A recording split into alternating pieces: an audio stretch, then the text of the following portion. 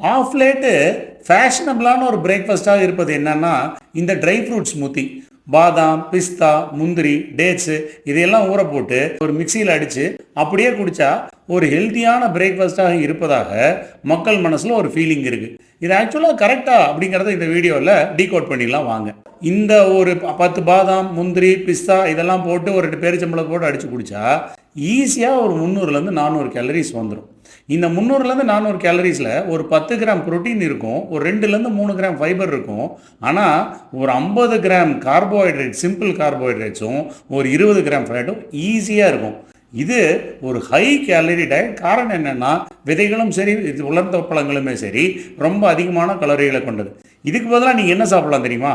5 இட்லி சாப்பிட்லாம், 4 தோசை சாப்பிட்லாம், 3 முட்டை தோசை சாப்பிட்லாம், 2 பூரி சாப்பிட்லாம், இல்லை ஒரு பொங்கல் ஒரு கப்பு கூட சாப்பிட்லாம். இவ்வளவும் இத்தனை கேலரிக்கு ஈக்குவலண்ட்டாக இருக்கும்.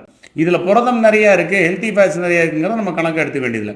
அப்படி பார்த்தா அதுக்கு ஒரு 2 முட்டை தோசை சாப்பிட்டு போயிடலாம், இல்லை ஒரு கப்பு சுண்டல் சாப்பிட்டு போயிடலாம். ஸோ இந்த பிரேக்ஃபாஸ்ட் ஒரு கன்வீனியன்ஸ் தானே ஒழிய ரொம்ப பெரிய ஹெல்த்தி பிரேக்ஃபாஸ்ட்னு நினச்சிட்டு நம்ம ரெகுலர் பிரேக்ஃபாஸ்ட்டை ரீப்ளேஸ் பண்ணோம்னா 11 மணிக்கு பசி எடுக்க ஆரம்பிச்சிடும், 12 மணிக்கு வேறு ஏதாவது சாப்பிடணும்னு தோண ஆரம்பிச்சிடும்.